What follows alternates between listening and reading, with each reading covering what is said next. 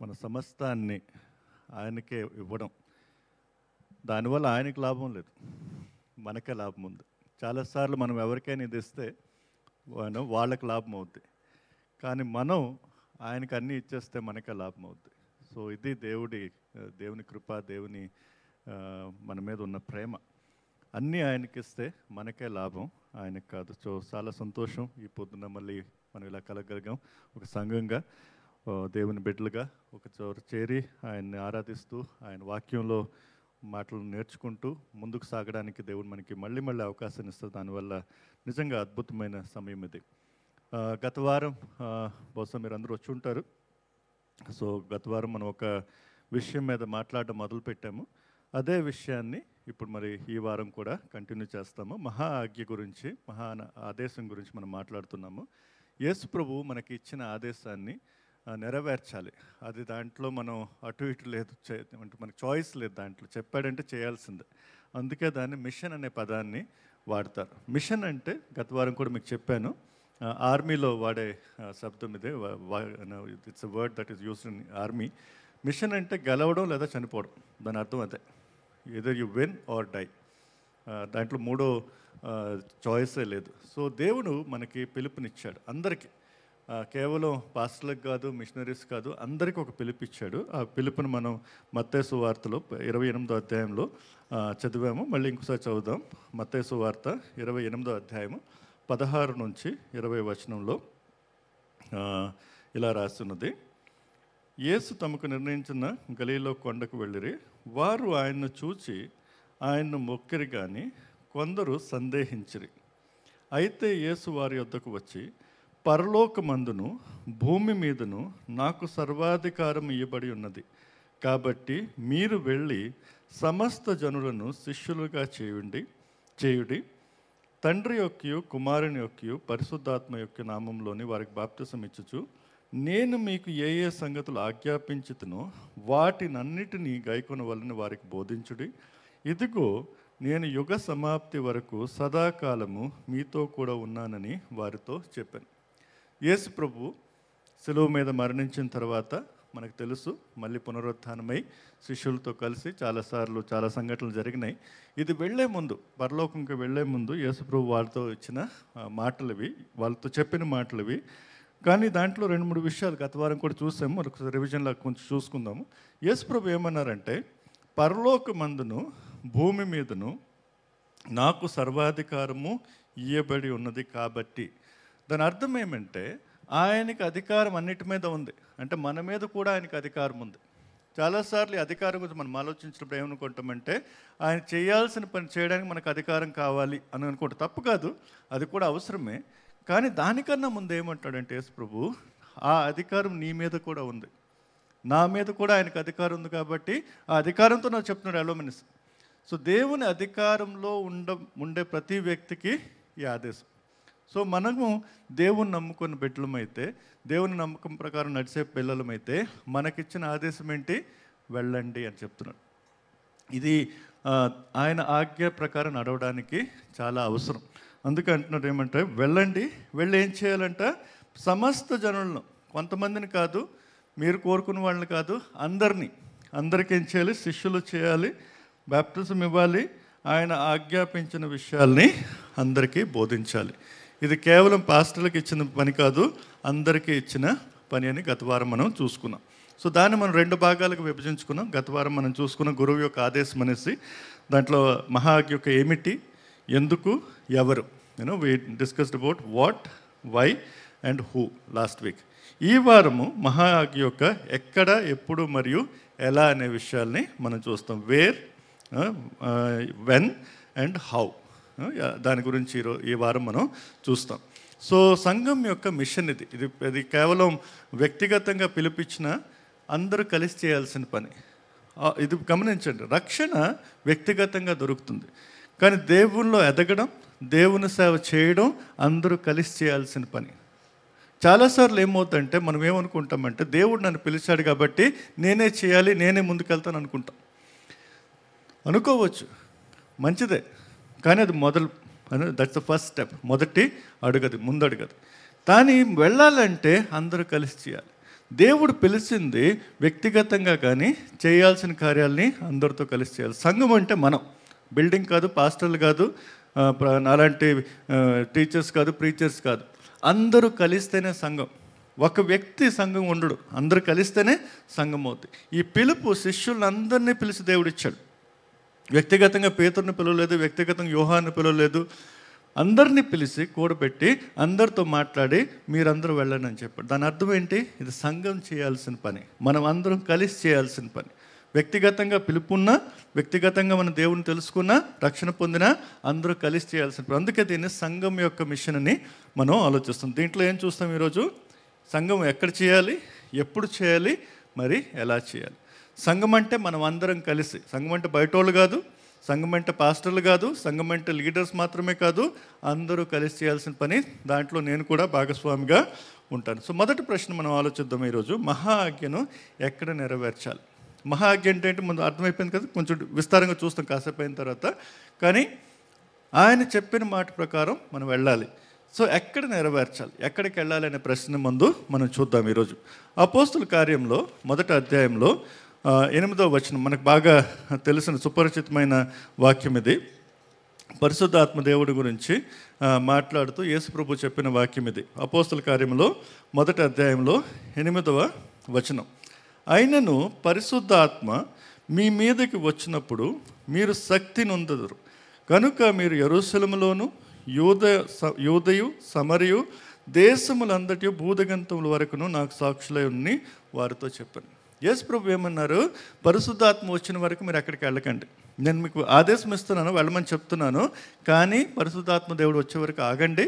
ఆయన వచ్చినప్పుడు ఏమవుద్ది? మీకు శక్తి దొరుకుతుంది. అందుకే శక్తి దొరికిన తర్వాత ఎక్కడికి వెళ్ళాలంట? స్థానికంగా వెళ్ళాలి, మొత్తం ప్రపంచవ్యాప్తంగా వెళ్ళాలి. ఈ పిలుపు అన్ని చోట్లకి. అందుకే ఇక్కడ జాగ్రత్త, మనం భౌగోళికంగా ఎక్కడికెక్కడికి వెళ్ళాలనే విషయాన్ని ఇక్కడ చెప్పడం. ముందేంటి? యెరూషలేం మీన్ స్థానికంగా మనం ఎక్కడున్నాం అక్కడ మొదలు పెట్టాలి. చాలాసార్లు సువార్త ప్రకటన అనేసరికి మనం ఎక్కడికో వెళ్ళిపోవాలనుకుంటాం. దూర ప్రాంతాలకు వెళ్తేనే సువార్త ప్రకటన అనుకుంటాం, దూర ప్రాంతాలకు వెళ్తేనే మిషన్ పని అనుకుంటాం. అది కూడాను, అది లేదని కాదు. కానీ మొదలు పెట్టాల్సింది ఎక్కడంట?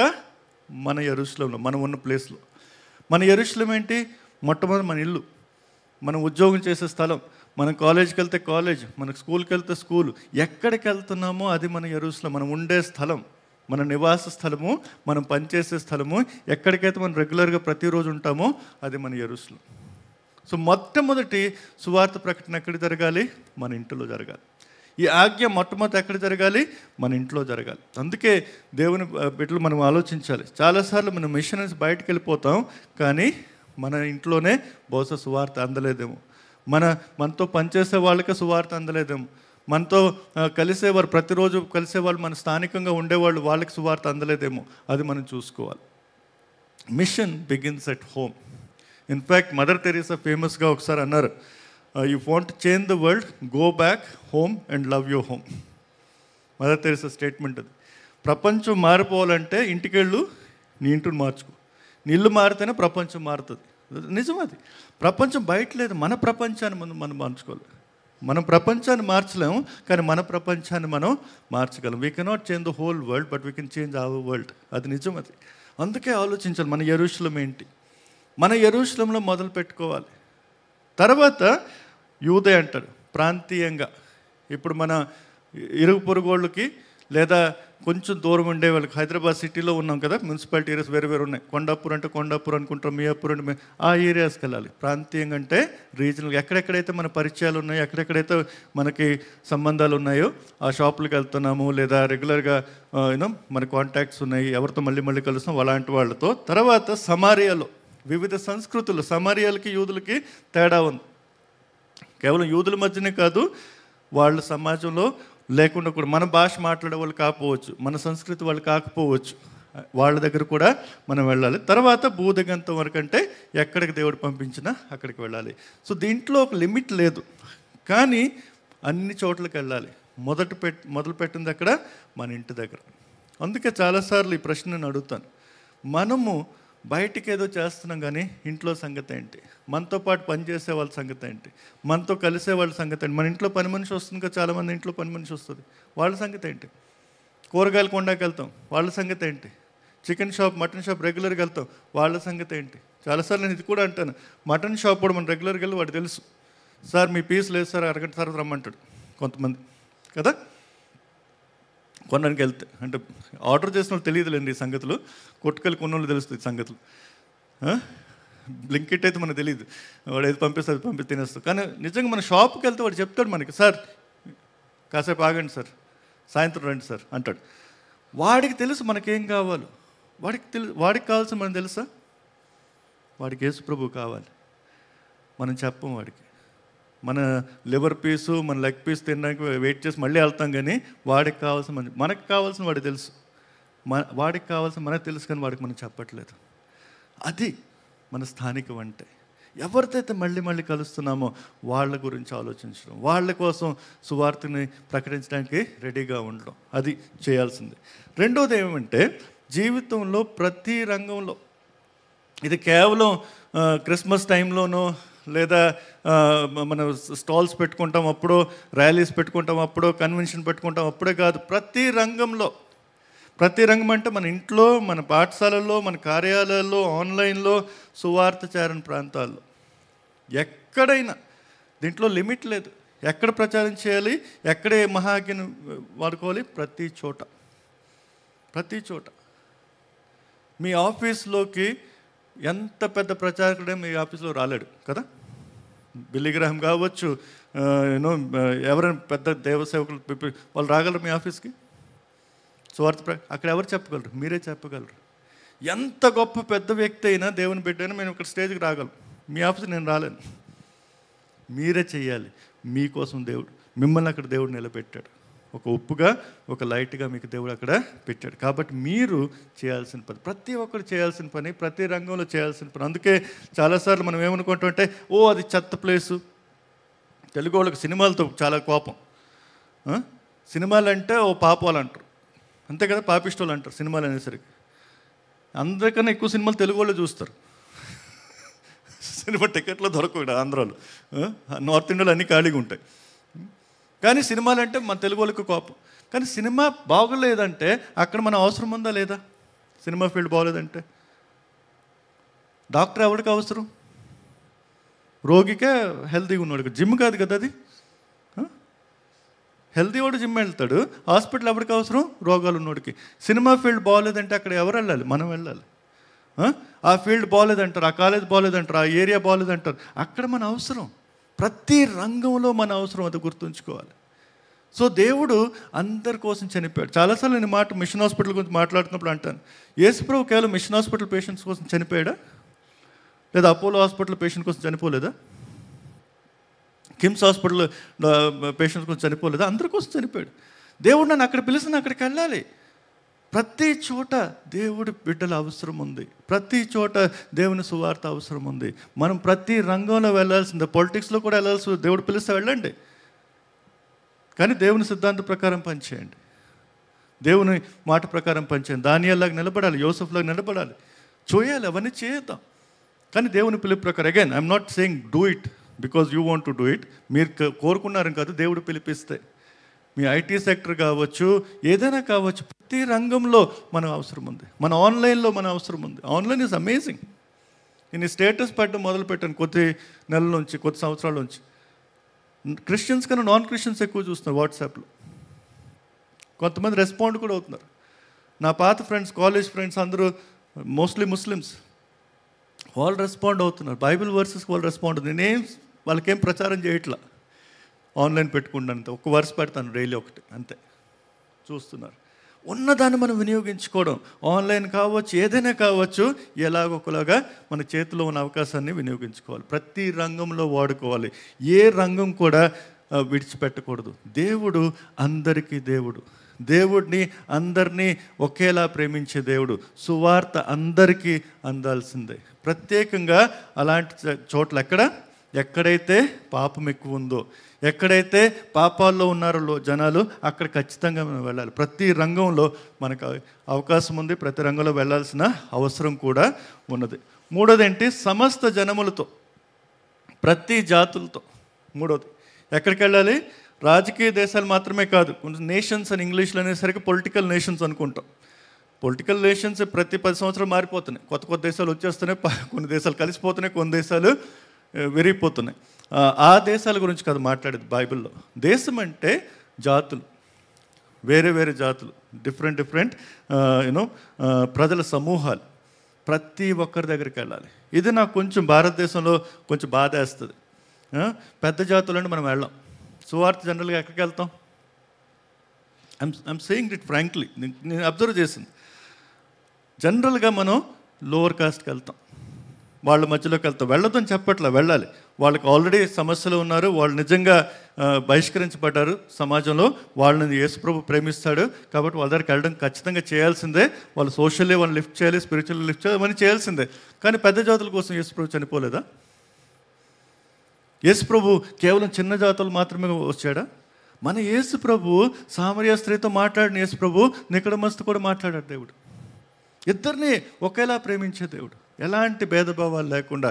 జాతులు కాదు, భాషలు కాదు, వాళ్ళు ఎడ్యుకేషన్ స్టేటస్ కాదు, చదువుకున్నారా, దాంతో పని లేదు, అందరినీ ప్రేమించే దేవుడు. కాబట్టి మన మహాజ్ఞను పాటించినప్పుడు పెద్ద చిన్న కాదు, కులం మతం కాదు, అందరినీ ఏకంగా ఒకే రకంగా చూసే దేవుడు. కాబట్టి ఒకే రకంగా మనం అందరికీ సువార్తనివ్వాలి.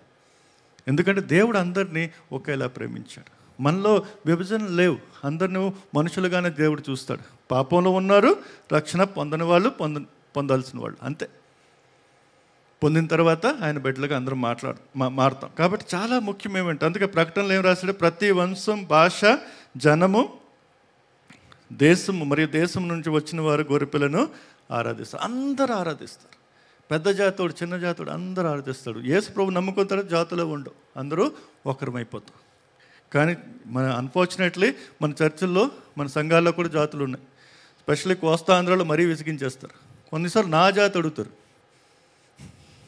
6 నెలల ముందు, సంవత్సరం ముందు నన్ను బుక్ చేసేసుకుంటారు డేటు. మీటింగ్ రావాలి సార్, సువార్త ప్రకటన సార్, అది ఇది అంటారు.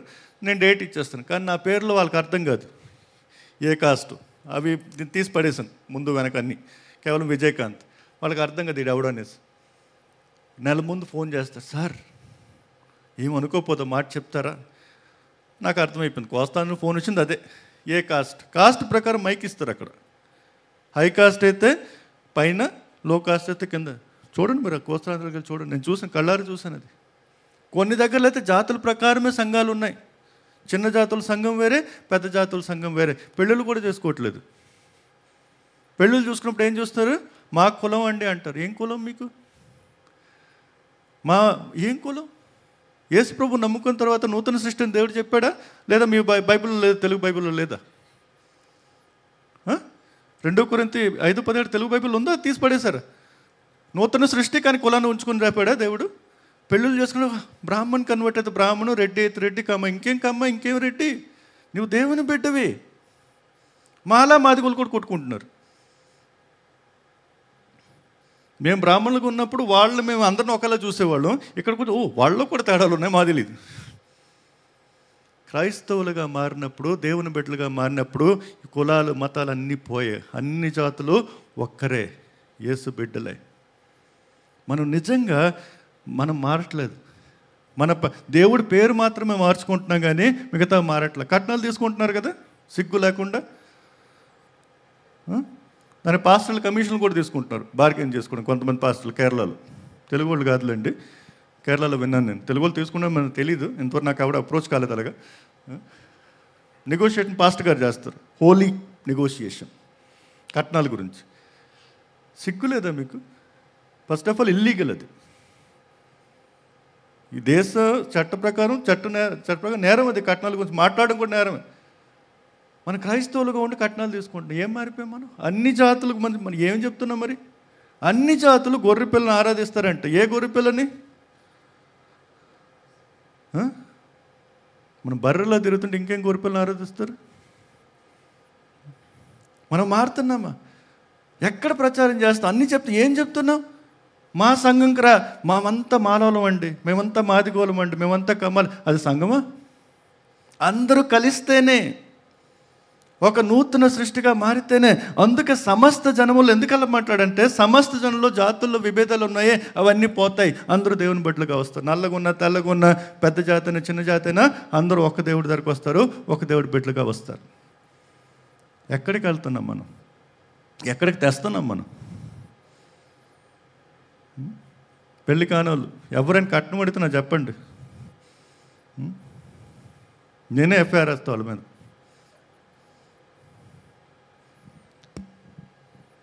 వీడు చదివిన చదువుకి కట్నం కావాలంట. చిన్నప్పటి నుంచి బుకింగ్లు అయిపోతున్నాయి. మామగారు చదివిస్తారంట ముస్టోళ్ళు.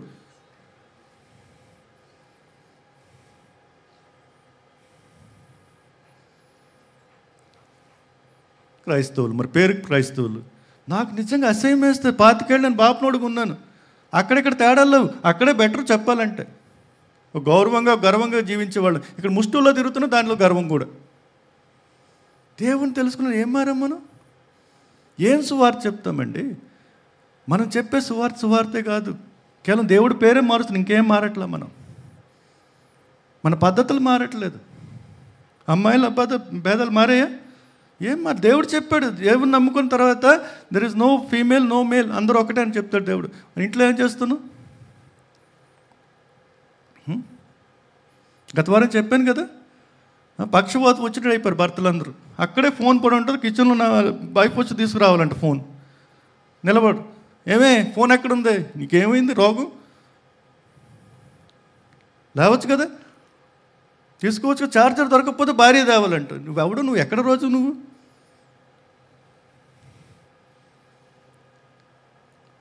తెలుగు వాళ్ళు, మన సౌత్ ఇండియా పెద్ద డిసీజ్ ఇది. అమ్మాయిలకి అదే చిన్నప్పటి నుంచి ఇంట్లో నేర్పిస్తున్నాం. అమ్మాయి చేయాలంట కిచెన్ పనులు, అబ్బాయి చేయడంట. ఎందుకు? మన కొడుకులు మనం నేర్పించట్లేదు, మన కూతురు ఏం నేర్పిస్తున్నాం, ఇలాగ అణిగి ఉండాలని నేర్పిస్తున్నాం. దేవుని వాక్యం అది, సువార్తది. ఎక్కడ చేయాలి? మన ఇంట్లో చేయాలి.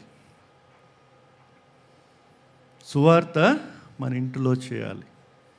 ఈ భేదభావాలన్నీ సమస్త జనాల్లో, జాతుల్లో, అన్ని దగ్గర చేయాలి. అందరం ఒకరము అని చెప్పాలి, చూపించాలి. అందరి దగ్గరికి వెళ్ళాలి. ఎక్కడండి లైట్ అవసరం? ఎక్కడైతే గాఢ అంధకారం ఉంటుందో అక్కడ లైట్ అవసరం. ఫ్లాష్ లైట్ అంటాం, టార్చ్ లైట్ అంటాం కదా, ఎక్కడ అవసరం? ఎక్కడైతే లైట్ లేదు అక్కడ మనం ఒక లైట్గా ఉండాలి. మన పెళ్ళిళ్ళలో, మన సంబంధాల్లో, మన ఫ్యామిలీలో ఆ వ్యత్యాసం కనబడాలి. ఏం కనబడుతుంది? ఏమీ కనబడట్ల. పేర్లు మార్చుకుంటున్నాం. బాప్తిజం ఇవ్వగానే రూతు ఎస్తర్ అంటారు. రూత్ అత్త పేరు, ఎస్తర్ కోడల పేరు, ఇద్దరు కొట్టుకుంటున్నారు, తిట్టుకుంటున్నారు. ఏమి రూతు, ఏమి ఎస్తరు, ఏం నవమి, అష్టమి నామములు అంత అయిపోయారు ఇంతే.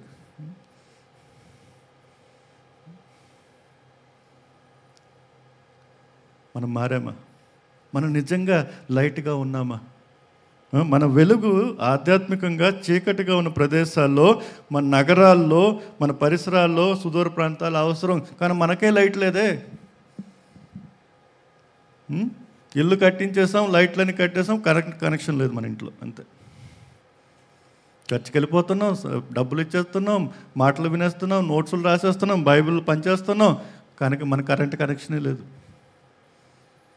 దేవుడు మనలో ఉంటే మనం మారిపోతాం. ఎక్కడికి వెళ్ళినా దేవుడు కనబడతాడు. దేవుని బిడ్డలు ఉంటారు అనేసి. నేను నిజంగా బీహార్లో వెళ్ళినప్పుడు, ఆ మిషన్ హాస్పిటల్ వెళ్ళినప్పుడు 2000 సంవత్సరంలో ఎవరు నాకు సువార్త చెప్పలేదండి. ఆ డాక్టర్లు, ఆ నర్సులు, ఆ ల్యాబ్ టెక్నీషియన్లు లైట్గా నిలబడ్డారు. నిజమైన ఒక ఫ్లాష్ లైట్లా నాకు కనబడ్డారు. ఏంటండి వీళ్ళు? బీహార్ లాంటి ప్రదేశంలో, ఇక్కడ వాళ్ళు తెలుగు వాళ్ళు, మళ్ళీ మన సౌత్ ఇండియన్సే. అక్కడికి వెళ్ళారు, బీహార్కి వెళ్ళి 25 ఏళ్ళ నుంచి పనిచేస్తున్నారు, 20 ఏళ్ళ నుంచి పనిచేస్తున్నారు, చిరునవ్వుతో పనిచేస్తున్నారు. అక్కడ చిరునవ్వు పెట్టడానికి ఛాన్సే లేదు, ఏమీ లేదు అక్కడ. రోజు గొడవలే.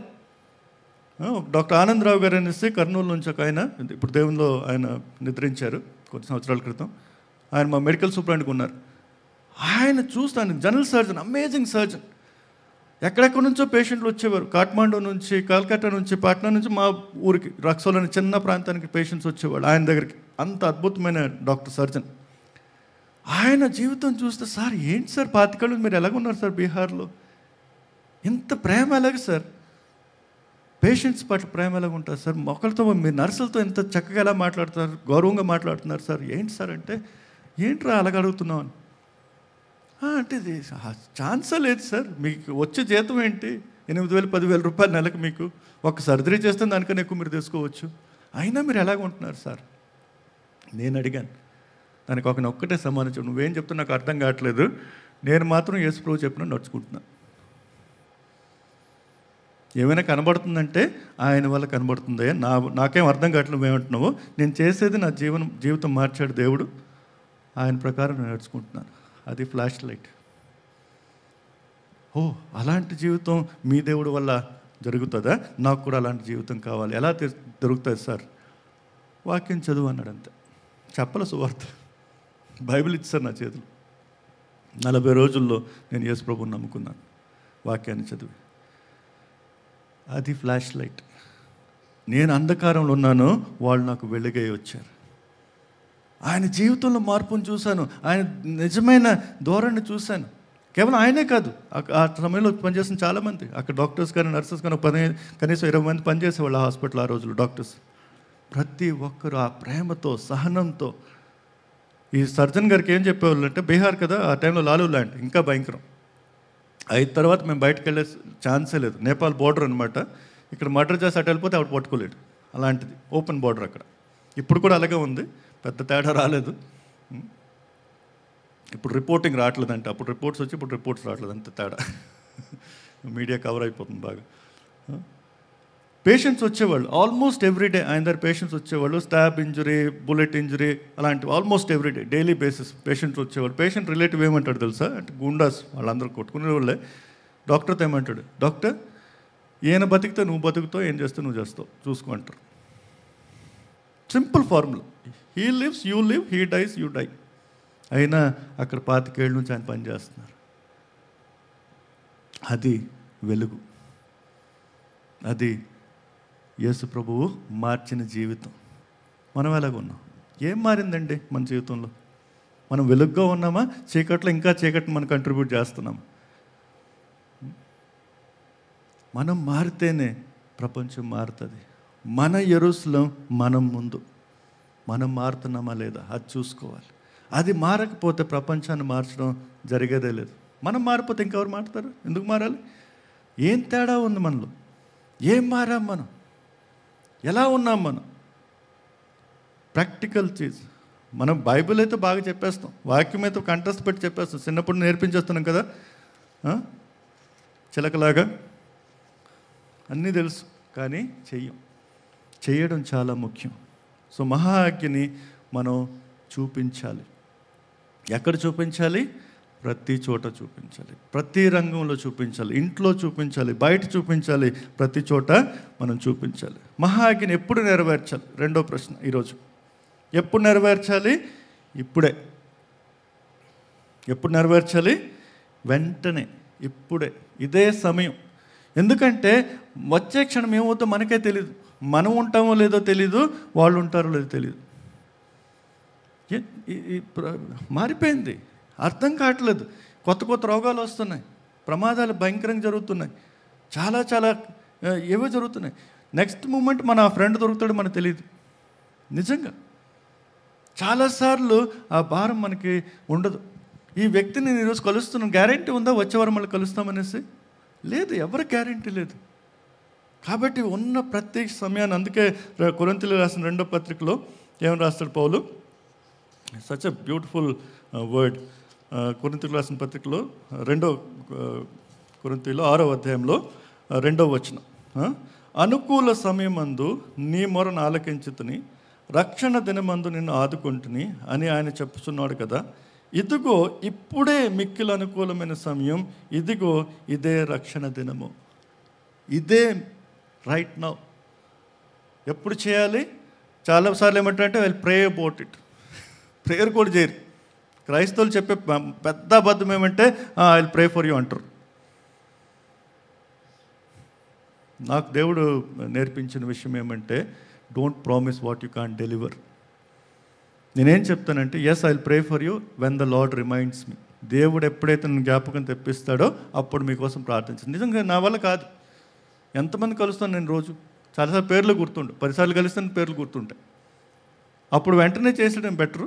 తర్వాత దేవుడు జ్ఞప్తి తెస్తే, దేవుడు నన్ను గుర్తుపెట్టిస్తే ప్రార్థన చేస్తాను చెప్పాలి. కానీ ఈ రక్షణ గురించి దేవుడు ఏం చెప్తున్నాడు? ఇదే సమయం, దాని గురించి ప్రేయర్ కూడా లేదు. మళ్ళీ అవకాశం వస్తుందో లేదో వెంటనే వినియోగించుకోవాలి. కానీ దేవుని ప్రేరేపణ ప్రకారం, దేవుని చిత్త ప్రకారం. చాలాసార్లు నా దగ్గర ఎన్నో టెస్టిమనీస్ ఉన్నాయి.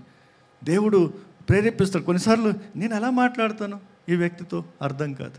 టెలిమార్కెటింగ్ వాళ్ళకు కూడా నేను సువార్త చెప్పాను. విసిగిస్తారు కదా, మనం కట్ చేసి వస్తాం కదా, వాళ్ళు కూడా నేను విడిచిపెట్టలే.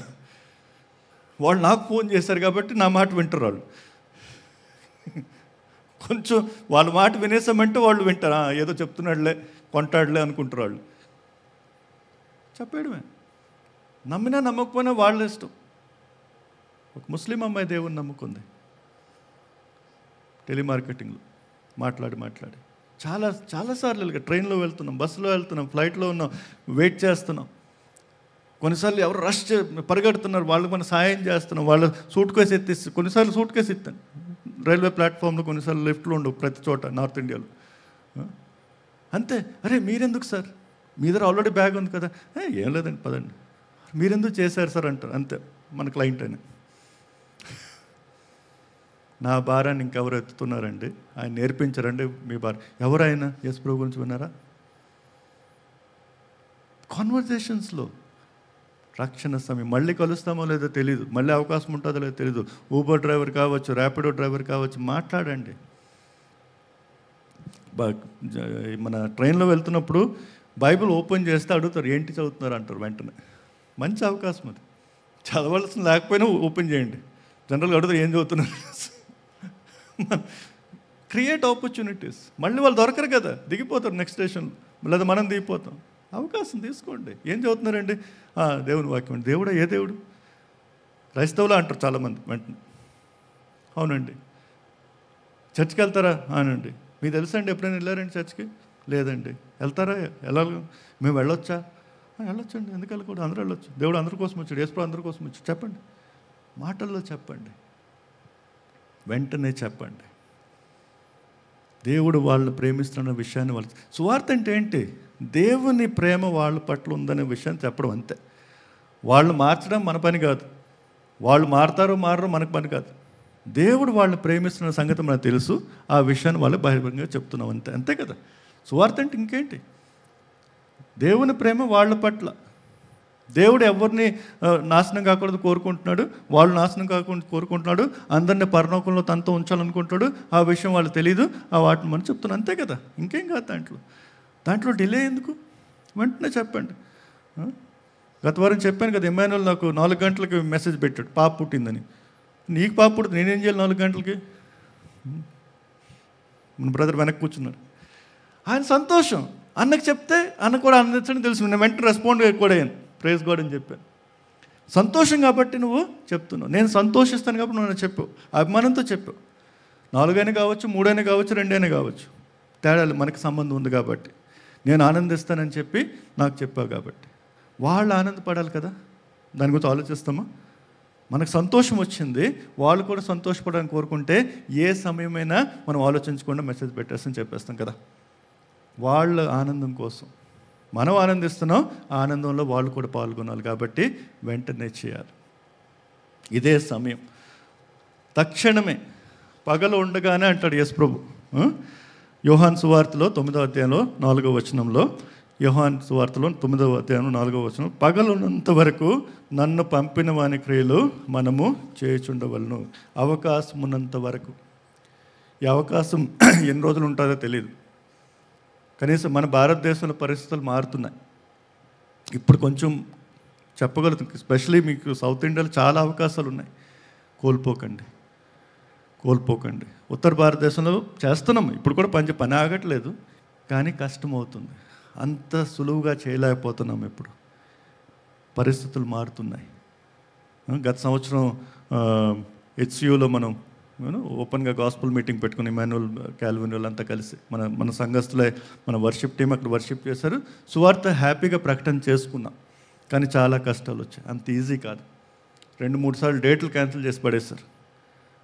ఈ సంవత్సరం దొరుకుతుందో లేదో, వచ్చే సంవత్సరం పర్మిషన్ ఇస్తారో లేదో. ఉన్న అవకాశాన్ని పగలున్నంత వరకు అంటే ఎప్పుడైతే మనకు అవసరం ఉందో, ఎప్పుడైతే మనకు అవకాశం ఉందో వెంటనే వినియోగించుకోండి. ఈరోజు ఫ్రీడమ్ ఉంది, చేసుకోండి. ఛత్తీస్గఢ్లో ట్రాక్స్ గత 20 ఏళ్ళుగా మనం పంచలేకపోతున్నాం తెలుసా. ట్రాక్ డిస్ట్రిబ్యూషన్ కంప్లీట్ క్లోజ్ చేస్తాం 20 years నుంచి, చేయలేకపోతున్నాం. అది సోలిసిటింగ్ అంటున్నారు, అది ఫోర్స్డ్ కన్వర్షన్ పెట్టి కేసులు పెట్టేస్తున్నారు. ట్రాక్ డిస్ట్రిబ్యూషన్ లేదు, కష్టమైపోయింది. లేదు, ఉత్తరప్రదేశ్లో చేయలేకపోతున్నాం. కన్వెన్షన్స్ అన్నీ ఎప్పుడో మర్చిపోయాము ఉత్తర భారతదేశంలో. నార్త్ ఇండియా పంజాబ్లో అటు పర్లేదు, కానీ యూపీలో మనకి లేవు, ఓపెన్ మీటింగ్స్ లేవు. పగలున్నంత వరకు చేస్తూ ఉండండి. ఎందుకంటే ఈ అవకాశం మళ్ళీ దొరుకుతుందో లేదో, చేస్తూ ఉండండి.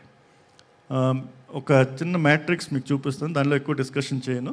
ఐసెన్హోవర్ నిర్ణయ మ్యాట్రిక్స్ అంటారు దీన్ని, ఐసెన్హోవర్ డెసిషన్ మ్యాట్రిక్స్ అంటారు. మీరు కార్పొరేట్లో మీరు తెలిసి ఉంటుంది. దీంట్లో డెసిషన్ మేకింగ్ ఎలాగైతే నిర్ణయాలు తీసుకుంటో దాని గురించి సులువైన ఒక ప్రక్రియ అనమాట. ప్రాధాన్యత ఉన్నది, ప్రాధాన్యత లేనిది, అత్యవసరమైనది, అత్యవసరం కానిది 4 భాగాల్లో మనం విభజించుకోవచ్చు. ఏ నిర్ణయమైనా, ఏ పనిని చేయాలంటే ఈ 4 బాక్సుల్లోనూ వస్తుంది. అంటే important, urgent, not important, not urgent. అది బేసిక్లీ అదే కాన్సెప్ట్ అనమాట. మనం చాలా పనులు చేస్తాం. చాలామంది ఏమంటారు, అన్న బిజీగా ఉన్నామన్న. Nobody is busy, it's about priorities. ఎవ్వరు బిజీగా లేరు. ప్రాధాన్యత ఇస్తే అందరూ చేస్తారు. ఫ్లైట్ 6 గంటలకు ఉంటుంది, 3 లేస్తామా లేవా? ట్రైన్ 12:30 రాత్రి ఉంటుంది, 2 గంటలకు ఉంటుంది, వెళ్తాం వెళ్ళమా? గంట ముందు వెళ్ళిపోతాం, ట్రాఫిక్ అది ఇది అని చెప్పుకొని. మనకు ప్రాధాన్యత కాబట్టి సువార్త కూడా, దేవుని సేవ కూడా ప్రాధాన్యత అయితే మనం చేస్తాం. మనకు ప్రాధాన్యత కాదు కాబట్టి చెయ్యం. అందుకే ఈ ఐసెన్హోవర్ మ్యాట్రిక్స్లో మనం ఏం అర్థం చేసుకోవాలంటే, ఇది ప్రాధాన్యత కలిగినది, ఇది అత్యవసరమైనది. అలా భావన రాకపోతే మనం మిగతా దాంట్లో పడేస్తాం. దీని గురించి ప్రేయర్ చేస్తామండి, లేదా అప్పగించేస్తామండి, విడిచిపెడతామండి అనుకుంటాం. సువార్త ప్రకటన మహా ఆజ్ఞ, దేవుని ఆదేశం, మనకు ప్రాధాన్యతను చేయండి, ఇప్పుడే చేయండి అని దాంట్లో రావాలి. You have to treat it as urgent and important. అది లేకపోతే మనం చేయం. మీ జీవితంలో ఎన్నో విషయాలు మీకు అర్జెంట్ ఉంటాయి, ఎన్నో విషయాలు మీకు ప్రాధాన్యత ఉంటాయి. కానీ సువార్త ఎక్కడుంది మీ జీవితంలో? ఈ 4 బాక్సుల్లో మీరు ఎక్కడ పెట్టుకుంటారు? ఇది మీకోసం, నా కోసం కాదు. బై ద వే ఈ నోట్స్ మొత్తం మీకు ఉంది, తెలుగులోనూ ఉంది. ఐ థింక్ QR కోడ్ పెట్టారా? Yeah, it's there.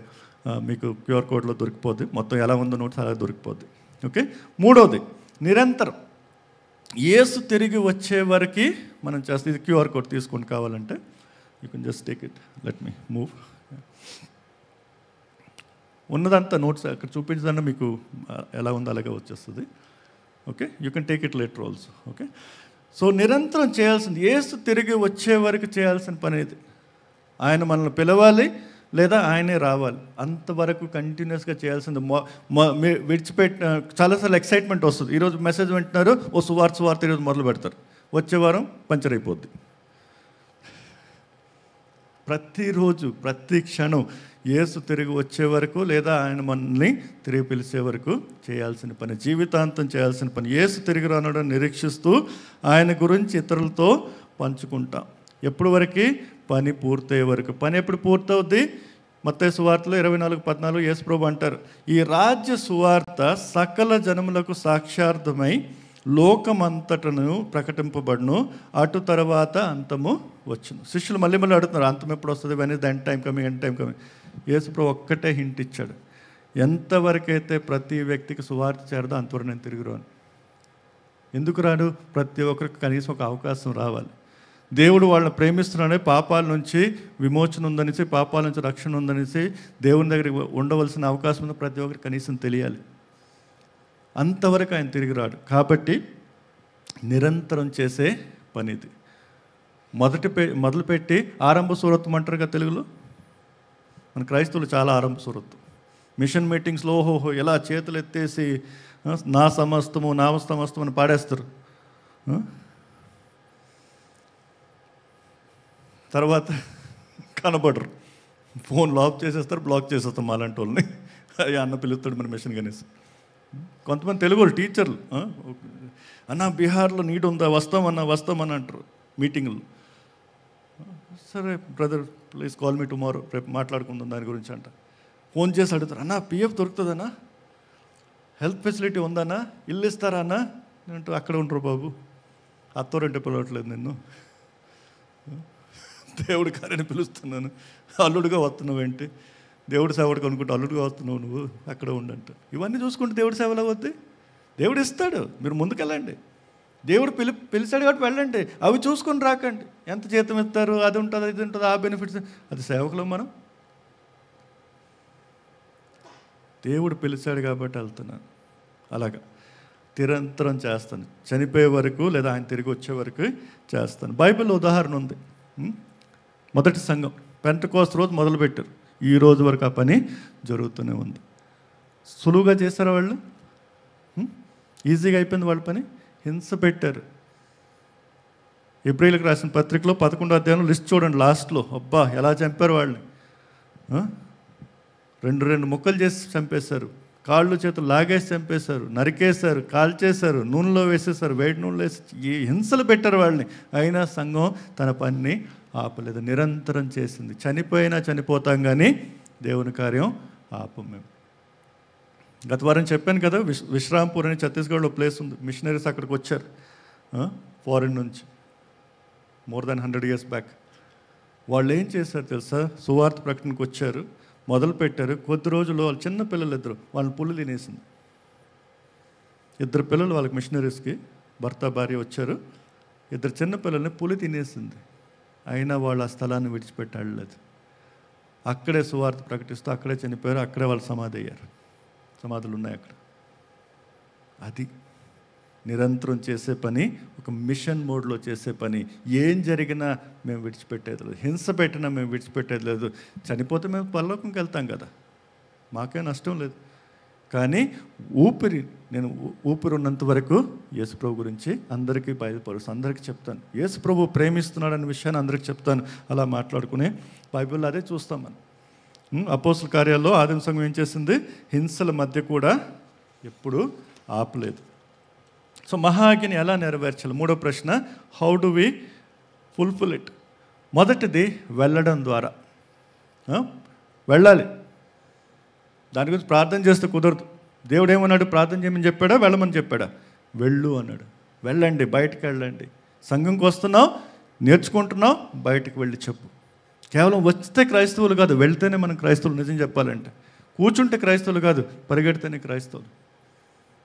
తిని లావ్ అయిపోతున్నాం మనం, అంతే. వాక్యం వినేస్తున్నాం, పాటలు పాడు, దానివల్ల ఏం లాభం అండి బయట వాళ్ళకి?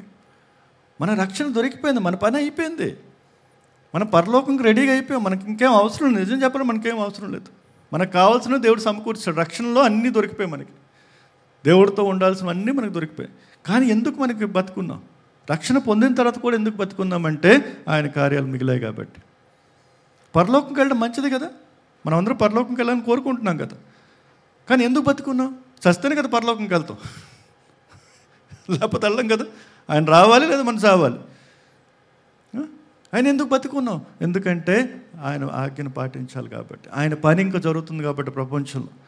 ఆయన కూడా కోరుకుంటున్నాడు మనతో పాటు ఎల్లకాలం పరలోకులు ఉండాలని. యేసుప్రభు అన్నాడు, నేను వెళ్తున్నాను, నీకోసం రెడీ చేస్తాను రూమ్స్, నా తండ్రి దగ్గర చాలా చోటు ఉంది, నేను ఇష్టం మీకోసం రెడీ చేస్తాను. ఆయన వేచి చూస్తున్నాడు, మన కోసం వేచి ఉన్నాడు. అయినా కూడా ఎందుకు పెట్టాడు మనకి ఎక్కడిగా? ఎందుకు జీవిస్తున్నాం? ఎందుకంటే చాలామందికి ఇంకా సువార్త అందలేదు కాబట్టి. మనం బతుకుండేది క్రైస్తవులుగా వచ్చిన తర్వాత, దేవుని నమ్ముకున్న తర్వాత ఎందుకు బతుకున్నామంటే వెళ్ళడానికి, కేవలం పొందడానికి కాదు, వెళ్ళడానికి. వెళ్ళాలి, శారీరకంగా మనమే వెళ్ళాలి. అవుట్ సోర్స్ చేయకండి, మీరు మొదలు పెట్టండి. కొన్నిసార్లు పంపించాల్సి వస్తుంది, కొన్ని చోట్ల మనం వెళ్ళలేము, మనం ప్రార్థన పూర్వకంగా వాళ్ళు పంపిస్తాం, సంఘంగా పంపిస్తాం. We appoint people as evangelist, that's good. కానీ వ్యక్తిగతంగా కూడా చేయాల్సిన పని. ముందు చెప్పాను కదా, మీరు వెళ్ళే చోటుకి అందరూ వెళ్ళలేరు. మిమ్మల్ని దేవుడు పెట్టిన స్థలంలో ఇంకెవరు వెళ్ళలేరు, మీరే అక్కడ వెలుగుగా ఉన్నారు. యెషయా 6వ అధ్యాయంలో 8వ వచనంలో ఏమని అంటాడు? నేను ఉన్నాను, నన్ను పంపుము అంటాడు. హూమ్ షల్ ఐ సెండ్ అంటాడు దేవుడు. ఎవరిని పంపాలి? వెతుకుతున్నాను, ఎవరు దొరకట్లేదు, ఎవరు కనబట్టలేదు. యెషయా ఏమంటాడు? నన్ను పంపు అంటాడు. నేనున్నాను, నన్ను పంపు. మెనీ టైమ్స్ క్రిస్టియన్స్ ఎలా ప్రేర్ చేస్తారంటే, I'm here, send my brother. నేను ఇక్కడే ఉన్నాను, మా పాస్టర్ని పంపించు, విజయకాంత్ని పంపించు, వాడిని పంపించు, వీడిని పంపించు, వాడి కాలం డబ్బులు ఇచ్చేస్తాను నేను, టికెట్లు ఇచ్చేస్తాను నేను. మీ డబ్బులు కాదండి, మీరు ముఖ్యం దేవుడికి. సమస్తం అయిందే. సంఘాలు, దేవుడి కార్యాలు డబ్బుల వల్ల నడిచేది కాదు, మనుషుల వల్ల నడిచేది. సంఘం పాడైంది ఎంత డబ్బుల వల్ల కాదు, మనుషుల వల్లే. ఆ డబ్బును సరిగ్గా వినియోగించకపోతే సంఘాలు పాడవుతాయి. మిషన్స్ పాడయ్యేది మనుషుల వల్ల, డబ్బుల వల్ల కాదు. ఫారిన్ ఫండింగ్ తక్కువైపోయింది, మిషన్ క్లోజ్ అయిపోయింది. మూర్ఖులు వాళ్ళు. ఫండింగ్తో మనకేం పని ఉంది? దేవుడు మనతో ఉన్నాడు. డబ్బుల వల్ల మిషన్లు నడవవు, మనుషుల వల్ల నడుస్తాయి. మనం ముఖ్యం దేవుడికి. డబ్బులు వచ్చేస్తే తర్వాత అవసరమైతే, కానీ మనుషులు ఉండాలి కదా డబ్బులు వాడుకోవడానికి. నిజమైన మనుషులు కావాలి కదా. శారీరకంగా మనం వెళ్ళాలి, మనం నిలబడి చెప్పాలి, దేవుడు నేను ఉంటాను. రెండవది చేయాల్సింది ఏమంటే, సువార్తను స్పష్టంగా పంచుకోవడం ద్వారా. స్పష్టంగా అంటే మన జీవిత సాక్ష్యం ద్వారా. సామరీ స్త్రీ ఏం చేసింది? 4వ అధ్యాయంలో గ్రామంకి వెళ్ళి ఆయన చెప్పాడండి నా గురించి. ఆ మంచి ఆవిడ నీళ్లు తీసుకొచ్చినప్పుడు ఒంటరిగా వచ్చింది. యోహాను సువార్త 4వ అధ్యాయంలో. లేడీస్ జనరల్గా ఒంటరిగా ఎక్కడికి వెళ్ళరు, వాళ్ళు బాత్రూమ్కి ఒంటరికి వెళ్ళరు.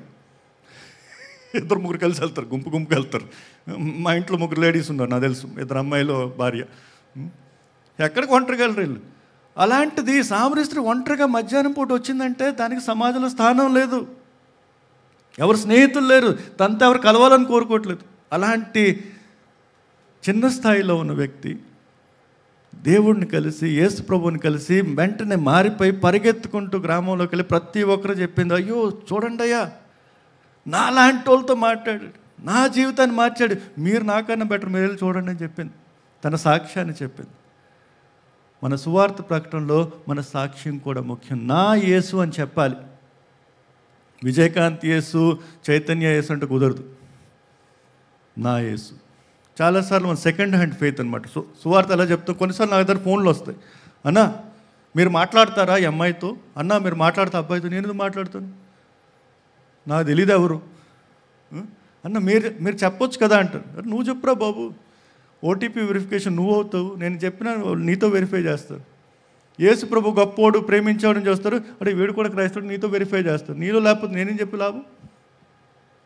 నీ ఫ్రెండ్ నువ్వు చెప్పు, నీ ఫ్రెండ్ నీ నైబర్ నువ్వు చెప్పు, నీ పిల్లలు నువ్వు చెప్పు. నేను ఎంత చెప్పినా నువ్వు క్రైస్తవుడిగా వాళ్ళ మధ్య లేకపోతే నా సువార్త కూడా వేస్ట్ అయిపోతుంది. నువ్వు జీవించు, నువ్వు చెప్పు, నువ్వు చెప్పిన దాన్ని నేను సాకారం చేస్తాను. కానీ నా వల్ల కాదు, నీ వల్ల అవుతుంది. నీ సాక్ష్యం, నా సాక్ష్యం చాలా ముఖ్యం. రెండవది ఏమంటే, దేవుని పరిశుద్ధ వాక్యంగా మన సాక్ష్యం చెప్పినప్పుడు కూడా మన కథ కాదు. నేను హీరో కాకూడదు, సెంటర్ ఎవరు ఉండాలి? దేవుడు. ఆ సువార్త నా జీవితంలో ఎలా పనిచేసింది, వాక్యం దేవుడు ఎలా నాతో మాట్లాడు, దేవుడు ఎలా నన్ను కన్విన్స్ చేశాడు, నా పాపాల గురించి, నా విమోచన గురించి, నా రక్షణ గురించి వాక్యం ద్వారా చెప్పాలి. ఎందుకంటే వాక్యంలోనే శక్తి ఉంది. వాక్యం దేవుడు కదా. ఆదియందు వాక్యం ఉండను, వాక్యము దేవుని దగ్గర, దేవునే వాక్యమే దేవుడే ఉంది. ఆ వాక్యం దేహధారై మనలో నివసించింది. వాక్యం చెప్పాలి. ఎప్పుడు కూడా సువార్త చెప్పడంలో చాలాసార్లు అరే వాళ్ళ బైబిల్ తెలియదని అంటారు. బైబిల్ జాన్ 3:16 అని చెప్పకండి, ఎఫెసీయులకు రాసిన పత్రిక ప్రసంగి అని చెప్పకండి, వాళ్ళకి అర్థం కాదు. వాక్యంలో రాస్తుంది, దేవుడు మీతో అలా అంటాడు, బైబిల్లో ఉందని చెప్పండి. కోట్ చేయాల్సిన అవసరం లేదు, వాళ్ళకి అర్థం కాదు. 3:16, 4:16 వాళ్ళకి అర్థం కావు. కానీ వాక్యం రాస్తుంది, దేవుడు అందరినీ ప్రేమిస్తాడు, దేవుడు అందరినీ కోరుకుంటాడు, దేవుడు అందరినీ తనతో ఉంచాలనుకుంటాడు, ఆయన పవిత్రుడు, పరిశుద్ధుడు. మాట చెప్పండి. ఎక్కడుందని అడిగితే బైబిల్ తీసి చూపించండి. అడిగితే ఇప్పుడు మొబైల్లో ఉంది కదా, ప్రతిసారి బైబిల్ మోసుకునే అవసరం కూడా లేదు. వెంటనే బైబిల్లో మీరు చూపించండి, వాక్యంలో చెప్పండి. మూడవది, పూర్తి సువార్త సందేశాన్ని అందించండి. కొన్నిసార్లు సమయం దొరకపోవచ్చు పూర్తి సువార్త, లేకిన్ సాధారణంగా మనం కలిసే మనుషులు మళ్ళీ మాట్లాడతాం కాబట్టి వాళ్ళకి అవకాశం ఉంటుంది. మనం పూర్తి సువార్త, ఫుల్ గాస్పుల్ ఏంటి? చాలాసార్లు మనం ఏం చెప్తాం సువార్తలో, యేసుని నమ్ముకోండి అన్నీ బాగైపోతా అంటామా?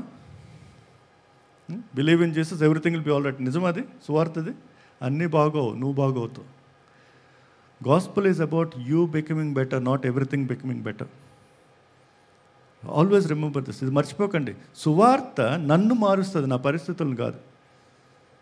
మార్చినా మార్చకపోయినా నేను గ్యారెంటీ మారుతాను. అది సువార్త.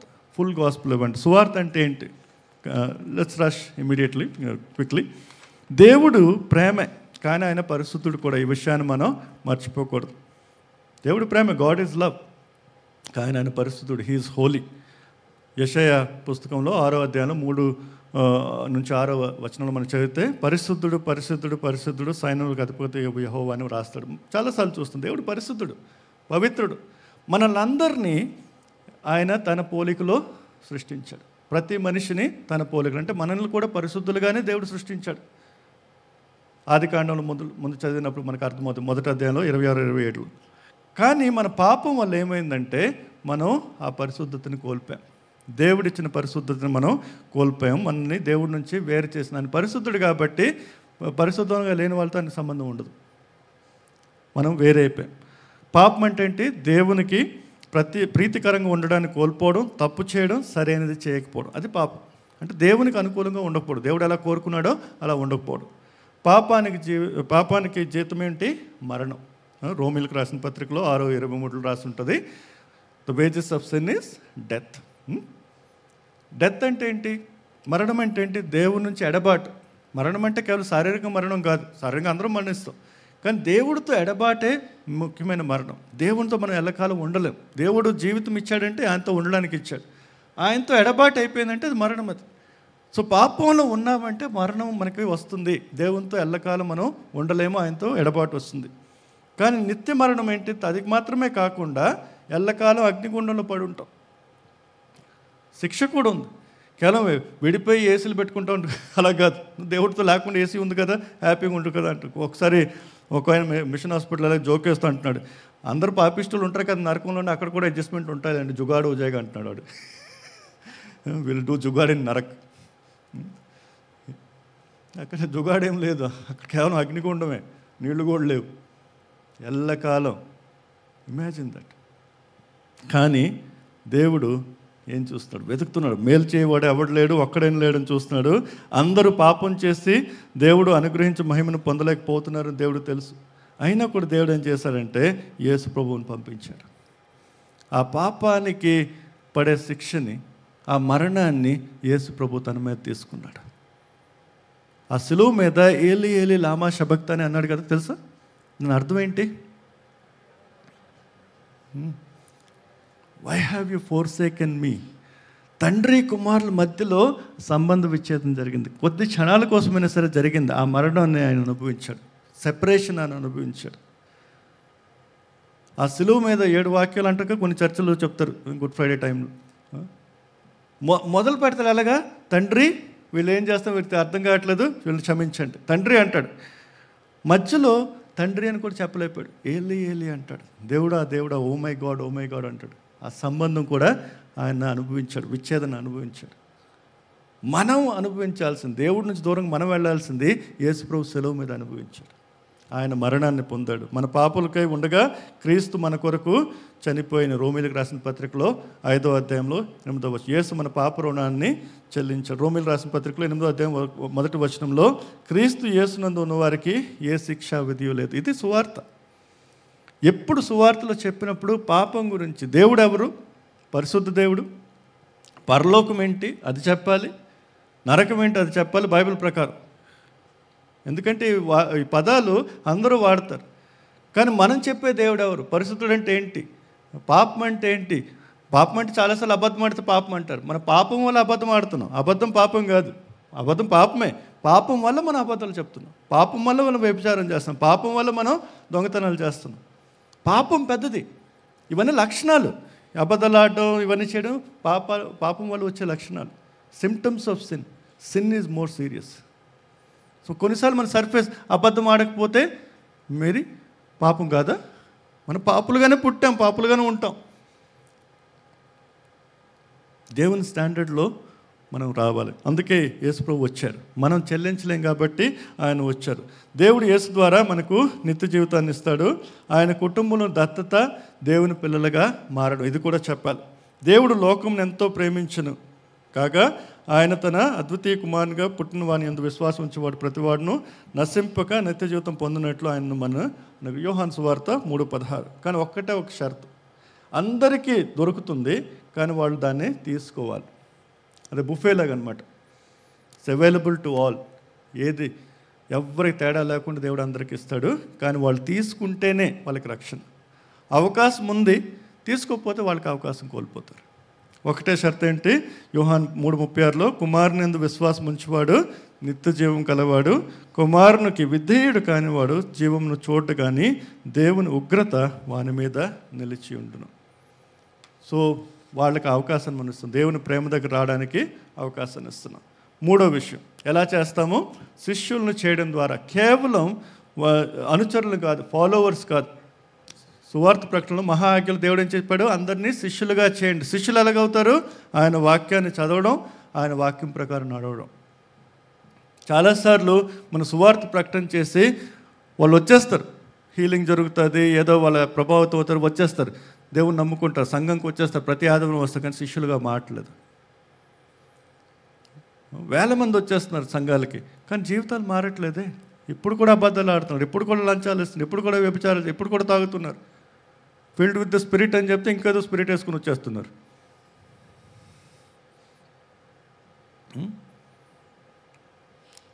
సౌత్ ఇండియాలో ఎన్ని చర్చిలున్నా అంతకు మించి బార్లు ఉన్నాయి. ఆ బార్లో క్రైస్తవులు ఉన్నారు, మైకిలు పీటరు కొట్టుకుంటున్నారు తాగి. హైదరాబాద్లో అమ్మాయిలు కూడా అబ్బాయిలు కన్నా ఎక్కువైపోతున్నారు. సిగరెట్లు తాగేయడం అది ఫ్యాషన్ అంట. క్రైస్తవులు ఏం మారాం మనం? శిష్యులుగా మారామా లేదా? శిష్యులను చేయడం అంటే బోధించడం. మనము నేర్చుకున్నవన్నీ మనం నేర్చుకుంటున్నాం, ఇంకొకరికి నేర్పిస్తున్నాం. కేవలం పాస్టర్ పని కాదు, ప్రతి విశ్వాసి చేయాల్సిన పని, ప్రతి శిష్యుడు చేయాల్సిన పని. అందుకే శిష్యుడు, నువ్వు శిష్యుడిగా మారు, ఇంకోళ్ళని శిష్యులుగా చేయి. ఎంతమంది మనం ఇక్కడ శిష్యులుగా ఉన్నాం ఆయనకి? అందుకే మనం గొర్రెపిల్లలు గొర్రెలు అంటారు చాలామంది. మనం ఫీల్ అయిపోతున్నారు, గొర్రెలో తిరుగుతున్నాం మనం. గొర్రెలు కాపరి ఉన్నాడు, మన కాపర్లుగా మారమంటున్నాడు. ఎంతకాలం గొర్రెలో ఉంటావు? మనల్ని కూడా కాపరిగా కావాలి. అందుకే తిమోతికి ఏం రాస్తాడు? నీవు అనేక సాక్షులు ఎదుట నా వల్ల విన్న సంగతులను ఇతరులకు బోధించుటకు సామర్థ్యం గల నమ్మకమైన మనుషులకు అప్పగించు. అంటే మీరు ఇక్కడ నేర్చుకున్నవి ఇంకోరు నేర్పించాలి, అప్పుడే మీరు శిష్యులు. వారం వారం వినేసి వెళ్ళిపోతే కుదరదు. మీరేం నేర్చుకున్నారో వెళ్ళి ఇంకొకరు నేర్పించండి. ఒక వ్యక్తికైనా నేర్పించండి. నేర్పిస్తున్నారా? డిస్కస్ చేస్తున్నాం. అందుకే ప్లగిన్స్లో చాలాసార్లు మనం చెప్తాం, గత వారం ఏం విన్నామో దాన్ని మీరు డిస్కస్ చేసుకోండి. చాలా అవసరం అది. శిష్యులుగా ఎప్పుడు మారుతాము? మనం నేర్చుకుంటున్నాం, నేర్పిస్తున్నాం, నేర్చుకుంటున్నాం, నేర్పిస్తున్నాం. కేవలం నేర్చుకోవడం కాదు, రెగ్యులర్గా నేర్పిస్తున్నాం. Best way to learn is teach. నిజంగా చెప్తున్నా, మనం నేర్చుకోవాలంటే బోధించడం మొదలు పెట్టండి. ఇప్పుడు ఈ గంట సేపు నేను మాట్లాడాలంటే ఎన్ని గంటలు చదివి నాకే తెలుసు. ఎంతసేపు ప్రార్థన చేసుకుని, ఎంతసేపు దేవుడి ముందు నిలబడ్డాను, ఎన్నిసార్లు దేవుడితో మాట్లాడాను నాకు తెలుసు. నాకు లాభం ఇది. మీకు నేర్పించడం మీకు లాభం ఉందో లేదో కానీ నాకు ఖచ్చితంగా లాభం. నేర్పించడం అంటే చాలా ముఖ్యమైన మినిస్ట్రీ. శిష్యుడిగా మారడం, శిష్యుల్ని తయారు చేయడం. ఇన్ఫాక్ట్ నేను హగా ఇన్స్టిట్యూట్లో ఫ్యాకల్టీగా ఉంటాను. నేను అక్కడ మాకు ఫ్యాకల్టీ ట్రైనింగ్లో ఒక మాట మళ్ళీ మళ్ళీ చెప్తాం మేము ఫ్యాకల్టీస్, కొత్త ఫ్యాకల్టీస్కి. A good teacher is a best student. ఒక మంచి బోధకుడు ఎవడు, టీచర్ ఎవరు? ఎవడైతే మంచి స్టూడెంట్గా మళ్ళీ మళ్ళీ నేర్చుకునేవాడు. మనం శిష్యులుగా మారుతున్నాం, శిష్యులను తయారు చేస్తున్నాం. మనం బైబిల్ చదువుతున్నామా? ఇప్పుడు మళ్ళీ ఈజీ అయిపోయింది కదా, చేతిలో ఉంది కదా, ఎప్పుడైనా చదువుకోవచ్చు. ప్రత్యేకమైన సమయం అవసరం లేదు. ఎప్పుడు సమయం దొరికితే అప్పుడు చదువుకోవచ్చు. ఎప్పుడు సమయం దొరికితే ఆయన మాట ప్రకారం నడవడానికి ప్రయత్నం చేసుకోవచ్చు. అందుకే యేసును అనుసరించండి, యేసు ద్వారా మార్చబడండి, యేసు యొక్క మిషన్లో చేరండి. యేసు శిష్యులను తయారు చేయాలంటే ఇదే చేయాలి. మనం మారుతున్నాం, మనం అనుసరిస్తున్నాం, ఇంకొకరిని తయారు చేస్తున్నాం. ఒక సంఘంగా మనం ఒకరినొకరిని రెడీ చేసుకోవాలి. అందరూ కలిసి చేయాల్సిన పని ఇది. కేవలం పాస్టర్లు చేసే పని కాదు. చాలాసార్లు చాలామంది విశ్వాసాలు అంటారు, ఏంటంటే మా చర్చలో మాకేం దొరకట్లేదండి అంటారు, మా సంఘంలో ఏం దొరకట్లేదు. మీరు ఇవ్వట్లేదు కాబట్టి దొరకట్లేదు. మీరు ఇవ్వడం మొదలు పెట్టండి, మీరు కౌన్సిల్ చేయడం మొదలు పెట్టండి, మీరు వాక్యం షేర్ చేయడం మొదలు పెట్టండి. మైక్ అవసరం లేదు దానికోసం. నలుగురితో కలుస్తారు కదా, వాళ్ళతో మాట్లాడండి. ప్రతి ఒక్కరికి మైక్ కావాలి. మైకోఫిలియన్స్ ఒక డిసీజ్.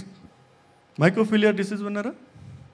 ఫిలియా అంటే లవ్ అనమాట. ఇది దొరికితేనే మేము ప్రీచింగ్, ఇది దొరికితేనే గొప్పవాళ్ళు. No, not everybody is called for this. In fact ఇది మంచిది కాదు తెలుసా. దేవుడు వాక్యం ఏం చెప్తా తెలుసా? న్యాయం జరిగినప్పుడు ఎవరికి ముందు న్యాయం చేస్తాడు తెలుసా దేవుడు? మైక్ పట్టుకున్నాడు ఫస్ట్, తర్వాత విశ్వాసులు, తర్వాత అన్యులు. Not everybody should become teachers అంటాడు దేవుడు. అంటే వద్దని చెప్పట్లేదు, కానీ ఒక జాగ్రత్త పడాలి. అందుకే బోధించడం అనేది చాలా ముఖ్యమైనది. నేను దేవుడి ముందు నిలబడతాను అనే ధైర్యం ఉండాలి. కీర్తనలో రాస్తాడు కదా దావీదు, నేను పరిశీలించుకున్నాను, నేను ఎలా ఉన్నాను, దేవుడు నువ్వు నన్ను పరిశీలించుకుని డేర్ ఇస్తాడు దేవుడికి. I have searched my heart, search me O God అంటాడు. ఆ ధైర్యంతో మన దేవుడి ముందు నిలబడగలగాలి. ఎప్పుడు నిలబడగలుగుతాం? శిష్యులుగా ఉంటేనే. శిష్యులుగా లేకపోతే మనం చేయం. ఆయన ఆజ్ఞ ప్రకారం నడిస్తే మనం చేయగలం. 4వది, ఎలా చేయగలం? మిషన్లకు మద్దతు ఇవ్వడం ద్వారా. సంఘం కేవలం ఇక్కడే లేదు, సంఘం ప్రపంచవ్యాప్తంగా ఉంది. మనం వాళ్ళకి మద్దతు ఇవ్వాలి, ప్రార్థన చేయాలి, ఆర్థిక సహాయం చేయాలి, వాళ్ళని ప్రోత్సహించాలి. అందుకే mission trips are very important. క్యాప్స్టోన్లో మనం ఎందుకు మళ్ళీ మిషన్ ట్రిప్స్ అంటాం? మన సంఘం కేవలం మనదే కాదు, డీసీఏ కాదు, ప్రపంచవ్యాప్తంగా ఉన్న సంఘంలో మనం పాలు పొందాలి, వాళ్ళకి ప్రోత్సాహం చేయాలి. వీళ్ళు పాస్టర్ యష్ గారు ఎన్ని కోట్లు ఇచ్చి వచ్చారు కెన్యాలో? ఒక కోటు వేసుకున్న కోటు కూడా ఇవ్వలే మీరు అక్కడ. కానీ ఆయన ఎంత ఎంకరేజ్ అయ్యారు, అక్కడ విశ్వాసులు ఎంత ఎంకరేజ్ అయ్యారు తెలుసా? ఇప్పుడు కూడా మెసేజ్ పెడతారు నాకు, బ్రదర్స్ వచ్చారండి, మమ్మల్ని ప్రేమించే వాళ్ళు ఉన్నారండి అని. వాళ్ళ సంఘం ప్రతి వారం బిషప్ గారు నాకు మెసేజ్ పెడతారు. They are so happy that you went. మనం డబ్బులు ఇవ్వాల్సిన అవసరం లేదు అక్కడ, వీలైతే ఇద్దాం, దేవుడు మనకిస్తే ఇద్దాం. కానీ మనం వెళ్ళి వాళ్ళని ప్రోత్సహించని చూసాడే, మా కోసం ఉన్నారండి ఇండియాలో. కెన్యాలో మారుమూల ప్రాంతంలో నైరోబి వాళ్ళు కూడా వెళ్ళరా ఊరికి, బుంగోమాకి ఫ్లైట్ లేదు, ఏం లేదు అక్కడ. అక్కడికి ఇండియా నుంచి మన వాళ్ళు వెళ్ళేసరికి వాళ్ళకి అంత ప్రోత్సాహం. ప్రతి వారం వాళ్ళు సంతోషంగా ఉంటారు, వాళ్ళు గుర్తు చేసుకుంటారు. మాతో కలిసి పాటలు పాడారండి, మా భాషలో మాటలు చెప్పారండి. ఈయన స్వాహిలి నేర్చుకుని వెళ్ళిపోయాడు విక్రాంత్, షాకులు ఇచ్చాడు అందరికీ. వాళ్ళు షాకు, మేము షాకే. ఈయనలా మాట్లాడుతున్నాడు అక్కడ భాష, కెన్యా భాష. ప్లస్ మనం ఆశీర్వాదం పొందాం, మన వల్ల వాళ్ళు కూడా ఆశీర్వాదం. మన సంఘమే వాళ్ళు చేసే పని మనం ఏం చేస్తున్నాం? ప్రోత్సహిస్తున్నాం. ఆర్థికంగా సహాయం చేయాల్సి వస్తుంది, చేయాలి, తప్పదు, నిలబడాలి. మనం కేవలం దశంభాగం కాదు, కొత్త నిబంధనలో దశంభాగం గురించి లేదు, అన్నీ దేవుడివే, 100% దేవుడివే. దశంభాగం అంటే చిల్లరది. మీరు దశంభాగం ఇస్తే ఏమొస్తుందో తెలుసా? దేవుడి నుంచి సర్టిఫికేట్ వస్తుంది, నువ్వు దొంగోడు కాదనేసి. మంచి సర్టిఫికేట్ కదా. చాలామంది క్రైస్తవులు గొప్ప అయిపోతుంది, మేము దశంభాగం ఇచ్చే విశ్వాసులు మరి అంటారు. ఒరే అది మంచి సర్టిఫికేట్ కాదురా. ఇవ్వడం దశంభాగం తర్వాత మొదలవుద్ది. ఇన్ఫ్యాక్ట్ పాత నిబంధనలు అన్నీ కలిపితే 24% అంట. ఎవడో క్యాలిక్యులేట్, నేను చేయలేదులేండి, ఎవడో చెప్పాడు నాకు. పాత నిబంధనలు కూడా కలిపి దశంభాగం కాదు, ప్రథమ ఫలాలు ఇవ్వాలి, అవి ఇవ్వాలి, ఏవో ఇచ్చుకుంటూ పోతే 25% వరకు వెళ్ళిపోద్దంట పాత నిబంధనలు కూడా. ఇస్తున్నామా? సమయం ఇస్తున్నామా? డబ్బులైతే చలో ఇచ్చేస్తాం మంచోళ్ళం కాబట్టి. సమయం ఇస్తున్నామా? ప్రార్థన చేస్తున్నామా? మాట్లాడుతున్నామా? ప్రోత్సహిస్తున్నామా?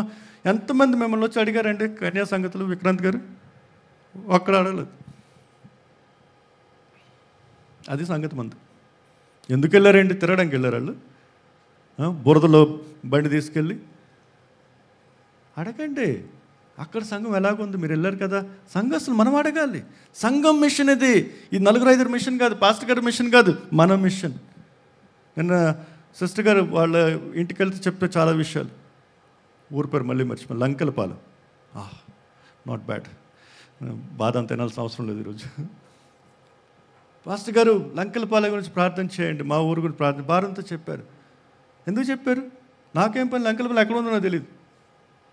ఈమెమో చెప్పేస్తున్నారు అనకాపల్లి దగ్గర. అనకాపల్లి ఎక్కడ ఉంది అది కూడా తెలియదు నాకు సరిగ్గా.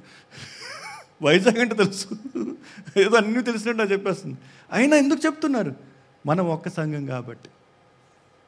నేను పంజాబ్లో ఉన్నాను, మీరు హైదరాబాద్లో ఉన్నారు, ఎందుకు లంకెలపాలెం గురించి ఆలోచిస్తున్నాం? మనం ఒక్క సంఘం కాబట్టి, ఒకరి వాళ్ళని ప్రోత్సాహం చేసుకోవాలి కాబట్టి, ఒకరి కోసం ఒకరు ప్రార్థన చేసుకోవాలి కాబట్టి, మనం మనం చేయాల్సింది కాబట్టి అది అవసరం. అన్ని చోట్ల మనం మద్దతు ఇవ్వాలి. ప్రకటించువారు పంపబడినట్లా ఎట్లు ప్రకటించుదురు. మనం పంపించాలి, వాళ్ళతో నిలబడాలి. వాళ్ళని దేవుడు పిలిచాడు, మనకి ఇంకోటి ఇచ్చాడు. మనం వాళ్ళకి డబ్బులు ఇవ్వచ్చు, వాళ్ళకి ప్రార్థన ఇవ్వచ్చు, వాళ్ళకి ప్రోత్సాహం ఇవ్వచ్చు, వాళ్ళ పిల్లలు మనం సహాయం చేసుకోవచ్చు, ఏమైనా చేయొచ్చు. So that they can focus on the ministry. మనం మిషన్ పాస్టర్స్ కింద సపోర్ట్ చేస్తాము. వాళ్ళ డబ్బుల గురించి ఆలోచిస్తే ప్రచారం ఎప్పుడు చేస్తారు? పిల్లల ఫీజులు ఎక్కడ కడతామని ఆలోచిస్తే వాళ్ళు దేవుడు కార్యం చేయగలరా? మేమేమంటాం, నువ్వు దేవుడి కార్యం చేసుకోవయ్యా, మేము వీళ్ళ సంగతి చూసుకుంటాం. పిల్లల గురించి ఆలోచన అది అందుకు సహకారం చేస్తాం మనం. ఏదో పిల్లల మీద కనికారంతో కాదు. పిల్లల మీద కనికారం అయితే అది నాట్ గుడ్ ఎనఫ్. ఎందుకు సహాయం చేస్తాం దేవుని బిడ్డలకి? మీరు దేవుని పని మీద మీరు ధ్యానించండి. మీరు మీ గురించి ఆలోచించుకోకండి, మేము నిలబడి ఉన్నాం, మీ పిల్లలు మేము చూసుకుంటాం.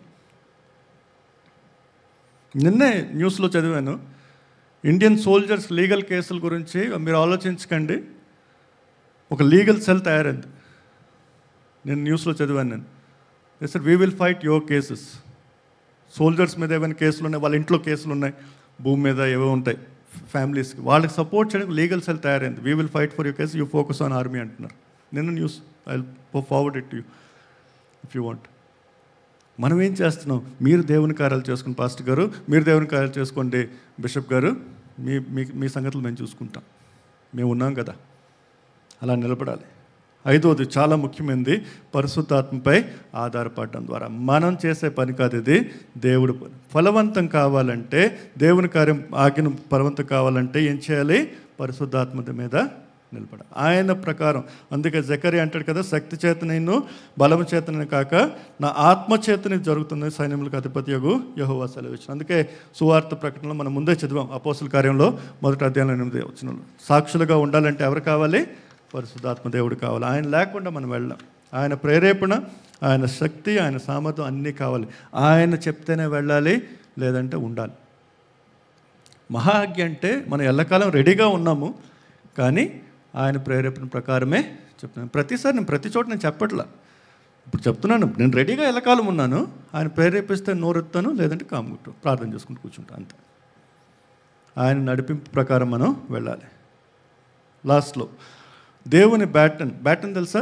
రిలే రేస్ చేస్తారు, 4x400 రేస్ పరిగెడుతుంటారు, చేతిలో పట్టుకుని ఉంటారు. వాళ్ళు పాస్ ఆన్ చేస్తారు. కేవలం మనం మాత్రమే కాదు, రిలే రేస్ లాగా ప్రతి విశ్వాసకి ఒక సువార్త, ఒక బ్యాటన్లా ఉంది. మనం దాన్ని వదిలేయకూడదు, కానీ విశ్వసనీయంగా తదుపరి తరానికి అందించాలి. సంఘానికి చాలా పెద్ద థ్రెట్ అదే. మన తరం ఎలాగో అయిపోతున్నాం, వచ్చే తరం ఎలాగో ఉంటుంది. మీరు ఒకసారి గమనించారా? ఎప్పుడైనా ఏ సంఘంలో, క్యాప్స్టోన్ సంగతి నాకు తెలీదు, ఎందుకంటే నేను ఆ మినిస్టర్లు ఇంకా యాక్టివ్ కాలేదు, ఎప్పుడు చూడలేదు. సండే స్కూల్లో ఎంతమంది పిల్లలు వస్తారు? కుప్పలుగా వస్తారు. యూత్ ఫెలోషిప్లో ఎంతమంది వస్తారు? మన పిల్లలే కదా. పర్సంటేజ్ తీయండి ఎప్పుడైనా. జనరల్గా it is less than 50%. Sunday స్కూల్లో 100 మంది వస్తే, యూత్ ఫెలోషిప్లో 25-30 మంది వస్తే, అది కూడా పెద్ద గ్రేటే. ఎందుకు రావట్లేదు? మనం పాస్ ఆన్ చేయట్లేదు. పిల్లలు చిన్నప్పుడు భయభక్తులతో ఉంటారు కాబట్టి భయం, అమ్మ నాన్న కొడతారని భయం, తిడతారని భయం, వెళ్తారు సండే స్కూల్కి. ఎప్పుడైతే టీనేజ్కి వస్తారో, ఎప్పుడైతే వాళ్ళ మాట వాళ్ళు చెప్పాలనుకుని కోరుకుంటూ చెప్పేస్తారో, వెళ్ళడం మానేస్తారు. ఎందుకు? మనం వాళ్ళకి నెక్స్ట్ తరానికి మనం సరైన శిక్షణ ఇవ్వట్లేదు. We are not passing the baton. మన హిపోక్రసీ వాళ్ళు చూస్తున్నారు. హిపోక్రసీ తెలుగులో ఏమంటారు? హిపోక్రసీ అర్థమైపోయిందిలేండి, మనందరికీ ఉంది కాబట్టి పర్లేదు.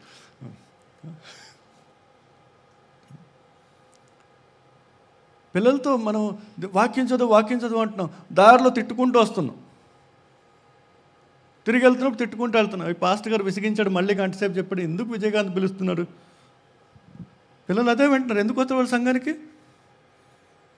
ఇప్పుడు భయం మీద వస్తున్నారు, రేపు వాళ్ళకి అవకాశం అంటే వాళ్ళు రారు. అరే విసిగిస్తాడని పాస్టర్, అదే వాళ్ళు వింటున్నారు. పాస్టర్ ఏం చెప్పాడు వెంటలా? మన కారులో మాట్లాడుకుంటున్నామే, అవి వింటున్నారు. మనం నెక్స్ట్ తరాన్ని మనం రెడీ చేయట్లేదు. వాక్యం పట్ల ప్రేమ లేదు. ఎంతసేపు పాటలు, హాహా హీ హోహో, కామెడీ షోస్కి వచ్చి వెళ్ళిపోతున్నాం అంతే. ఇక్కడ కూడా పెర్ఫార్మర్స్ అయిపోయారు, జోకర్లు అయిపోయారు. ఇక్కడ వాక్య బోధన ఉంటే మనకు అవసరం లేదు. కడుపు నొప్పి, కాకరకాయ, పాటలు పాడేస్తే ఓహోహో చికెన్ బిర్యానీ. పిల్లలు ఎలాగా నేర్చుకుంటారు? ఏం నేర్చుకుంటారు? ఇంట్లో మనం గంటసేపు పాటలు పాడేస్తాం, వాక్యం వచ్చి నిద్ర వచ్చేస్తుంది. వాక్యం చదువువా, ఫ్యామిలీ ప్రేయర్ చేస్తే, అది కూడా చెయ్యం, చేస్తే. గమనించారా? వాక్యం చదువుతున్నామా? వ్యక్తిగతంగా చదువుతున్నామా? పిల్లలకి చదివిపిస్తున్నామా? పిల్లల ద్వారా చదివిపిస్తున్నాం? చేయట్లా. మన నెక్స్ట్ తరం లేదండి.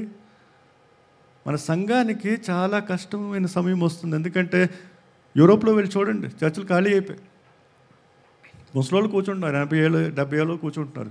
యవనస్తులు లేరు అక్కడ. 30 years 40 years లేరు. ఇంగ్లాండ్ వెళ్తే ఏడుపు వస్తుంది. పెద్ద పెద్ద బిల్డింగ్స్, ఎవ్వరు లేరు లోపల, మెంబర్స్ ఎవరు లేరు.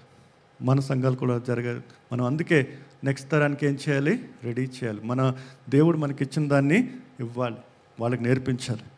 సో మహా ఆజ్ఞను జీవించాలి. మహా ఆజ్ఞను ఏం చేయాలి? జీవించాలి. దేవుడి మిషన్ మన పిలుపది. దేవుడు చేస్తాడు. మనం చేసిన చెప్పిన ఆయన చేసుకుంటాడు. మనం మాట్లాడిపోతే ఇంకెవరినైనా వాడుకుంటాడు. దేవుడు అన్నాడు కదా, యేసుప్రభు వీళ్ళు మాట్లాడకపోతే రాళ్ళు మాట్లాడుతున్నాడు. సో ఎవరినైనా వాడుకుంటాడు దేవుడు. గాడిని కూడా వాడుకున్నాడు దేవుడు. మనం లేకపోతే పని జరగదని కాదు, దేవుడి పని దేవుడు చేసుకుంటాడు. కానీ మనం మిస్ అవుతాం. సో ఒక విశ్వాసిగా నేనేం చేయాలి? అది మిషనరీ పిలుపు మాత్రమే కాదు, అది నా హృదయ స్తంభం. నేను జీవిస్తున్నాను, నేను బతుకున్నానంటే ఇదే చేయాలి. నేను బ్రతుకున్నానంటే ఇదే చేయాలి. చాలామంది ఆయన అంటారు, ఎలా సార్ మీరు తిరుగుతుంటారు ఇలాగా? రేపు ఉదయం చేరుతాను పంజాబ్, మళ్ళీ బుధవారం ఉదయం మళ్ళీ నాగాలాండ్ వెళ్ళిపోతాను. People ask what's wrong with you? ఎలా చేస్తాను? ఏంటది? అది చేయకపోతే ఎలా? What else I can do? నేను నేపాల్లో ఒకసారి వెళ్ళాను. ఒక సుదూర ప్రాంతం నేపాల్ కొండల్లో. ఒక పాస్టర్ గారితో వెళ్తే ఆయన తీసుకెళ్తే కొండలోకి వెళ్తాం, ఫోటోలు తీసుకుని హ్యాపీగా ఉన్నాం. సడన్గా ఒక చిన్న రివర్ వచ్చింది, నది వచ్చింది. అక్కడ బండి అయిపోయింది. అక్కడ నుంచి బండి వెళ్తారు, బ్రిడ్జ్లో ఏం లేదు. ఏంటి సైట్ సీయింగ్ అనుకున్నాను. లేదు సార్ అటు వెళ్ళాలి సార్ అంటాడు. ఇంకో కొండ చూపిస్తాడు. అక్కడ ఎవరున్నారంటే 3 ఇళ్ళు ఉన్నాయండి, మన సంఘస్థులు ఉన్నారు. అక్కడ ఎక్కడో ఎక్కాలి, నది దాటాలి, అక్కడికి వెళ్ళాలి. పాస్టర్ గారు ఏంటి మీరు ప్రతి వారం వస్తారు ఎక్కడికంటే? ప్రతి వారం 3 ఇళ్ళే, 3 కుటుంబాల కోసం ఆయన అంత దూరం వస్తాడు. నేను వెళ్ళాను కాబట్టి బండిలో వెళ్ళాం, ఆయన బైక్లో వస్తాడు. అక్కడ పార్క్ చేసి నదికి ఎక్కువ. వర్షాకాలం ఎలాగెళ్తారండి అని. ఏం లేదండి, తల మీద పెట్టుకుంటాను బైబిల్, ప్లాస్టిక్లో కట్టేసి ఇంకా ఎక్కువ చేయి పైపెడతాను. కొన్నిసార్లు రాయి కట్టేసి బైబిల్ పాడేస్తాను అటువైపు. ఎంతమంది అండి? 3 కుటుంబాలంట. ఎందుకంటే అంత శ్రమ అన్నాను. ఇతనా కర్నే కా జరూరత్ క్యా హై అన్నాను హిందీలో. Why you want to do it అని జవాబు ఏమిచ్చాడు తెలుసా? ఇంకేం చేయాలి, ఔర్ క్యా కరు అంటాడు. నాకు తల తిరిగింది. ఎవరికి ఆయన పేరు తెలీదు, ఆ 3 కుటుంబాలకి ఆయన వాల్యూ తెలుసో తెలీదు, ఏ డబ్బులు ఏమి రావు, ఏమీ లేదు. ఇంకేం చేయాలి? What else I can do? హృదయ స్పందన అంటే అది. ఇది చేయకపోతే ఇంకేం చేయగలను? నాకు ఇదే చేయాలి. నేను బతుకుందే దీనికోసం. డబ్బులు వస్తున్నాయని కాదు, అక్కడ 3 ఉన్నారు కాబట్టి నేను వెళ్తాను. దేవుడు నాకు అక్కడ పిలిపించాడు కాబట్టి వెళ్తున్నాను.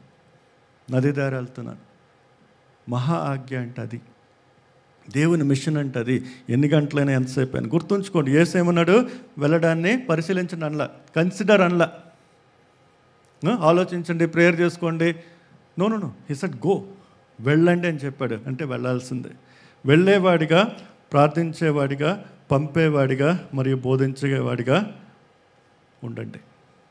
మనం వెళ్తాము, ప్రార్థన చేస్తాము, ఇంకొకరిని పంపిస్తాము, రెగ్యులర్గా శిష్యత్వంలో మిగతా వాళ్ళని ఎదిగిస్తాం, బోధించేవాడిగా మరి. ఇది ప్రతి ఒక్కరికి పిలుపు. Again I'm repeating it. కేవలం ప్రీచర్స్ కాదు, టీచర్స్ కాదు, పాస్టర్స్ కాదు, ప్రతి విశ్వాసి. నేను గనక యేసు బిడ్డనైతే, నేను గనక క్రైస్తవుడిగా ఉన్నానంటే చేయాల్సిందే, తప్పకుండా చేయాల్సిందే.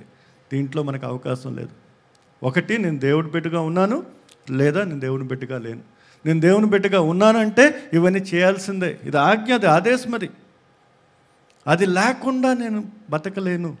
ఇది చేయాల్సిందే. This is my bread, this is my life అని చెప్పాలి. గత వారం విన్నాం, ఈ వారం విన్నాం. ఏం చేస్తాం దీని గురించి? మళ్ళీ నెక్స్ట్ టైం మనం కలిసినప్పుడు, లేదా మీరు, నేను కలిసినా కలవకపోయినా మీరు ఒకరొకరు కలిసినప్పుడు సాక్ష్యాలు చెప్పండి. నేను ఎంతమందికి చెప్పగలిగాను, వాళ్ళు విన్నారా లేదా ముఖ్యం కాదు. Please remember this. మళ్ళీ చెప్తున్న మాట, వాళ్ళు నమ్మారా లేదా మనకు ముఖ్యం కాదు, వాళ్ళకి మనం చెప్పామా లేదా అనేది ముఖ్యం. ఎందుకంటే పరిశుద్ధాత్మ దేవుడే వాళ్ళు మారుస్తాడు, మనం కాదు. వాళ్ళ మనసుతో మాట్లాడేది, వాళ్ళ జీవితంలో మార్పు తెచ్చే దేవుడే, మనం కాదు. కానీ మనకేం చెప్పాడు దేవుడు? వెళ్ళి చెప్పు అన్నాడు. చెప్పిన తర్వాత వాళ్ళు మనం చూస్తారు. ఆ చెప్పిన మాట మన జీవితంలో కనబడాలి కూడా.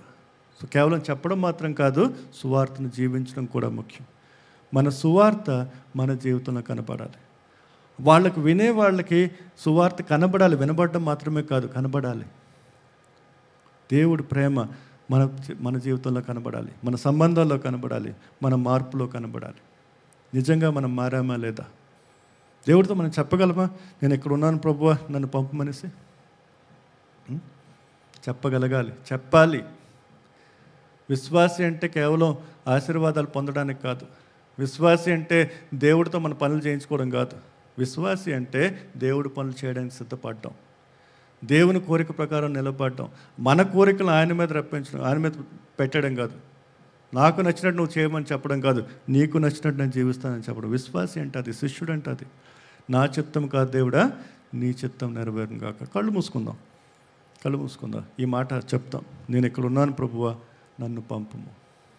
ఆలోచించండి, నిజంగా మనం అక్కడ ఉన్నామా లేదా, శిష్యులుగా ఉన్నామా లేదా? మొట్టమొదటి ప్రశ్న ఏమంటే, నేను శిష్యుడినా కాదా? విశ్వాసినే కానీ శిష్యుడినా? శిష్యుడు గురువు ఆదేశాలని పాటిస్తాడు. గురువు ఎలా ఉంటాడో అలా ఉంటాడు. ఆయన మాట ప్రకారమే నడుస్తాడు, ఆయన చిత్త ప్రకారం నడుస్తాడు. నష్టం వచ్చినా, కష్టం వచ్చినా, హింసలు వచ్చినా ఆయన మాట ప్రకారం నడుస్తాడు. నేను ఇక్కడ ఉన్నాను ప్రభువా నన్ను పంపుము అని చెప్పాలి. దేవుడు కోరుకునేది ఒక్కటే, ఆయన చిత్తంలో మనం ఉండడం, ఆయన చిత్త ప్రకారం మనం నడవడం.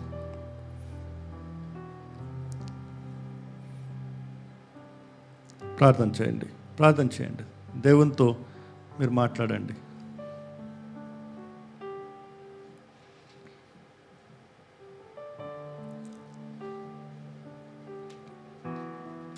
సమర్పించుకోండి.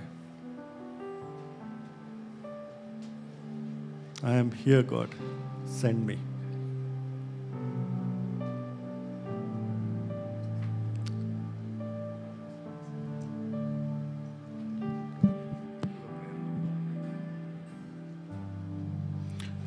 చెప్పబడిన వాక్య నిమిత్తం కొద్ది నిమిషాలు మనం దాని గురించి ఆలోచిస్తూ, తండ్రి నీ సాక్షిగా మమ్మల్ని వాడుకో తండ్రి అని ప్రార్థిద్దాం. Thank you Jesus. కొద్ది నిమిషాలు దేవుని సన్నిధిలో ఆరాధనలు గడుపుదాం. ప్రభువా నీ సిద్ధముగా ఉన్నాను, ప్రభువా నీ సిద్ధముగా ఉన్నాను. ఇది నా పాత్రను నీ శక్తితో, నీ బలముతో, నీ ఆత్మతో నన్ను వాడుకో. నీ శక్తితో, నీ బలముతో, నీ ఆత్మతో నన్ను వాడుకో. నీ శక్తితో, నీ బలముతో, నీ ఆత్మతో నన్ను వాడుకో. నీ శక్తితో, నీ బలముతో, నీ ఆత్మతో నన్ను వాడుకో. చెప్తామా? ప్రభువా నన్ను, ప్రభువా నీ సిద్ధముగా ఉన్నాను, ప్రభువా నీ సిద్ధముగా ఉన్నా.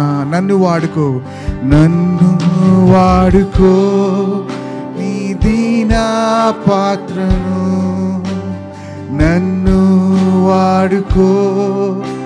నీ దీనా పాత్రను నీ శక్తితో, నీ బలముతో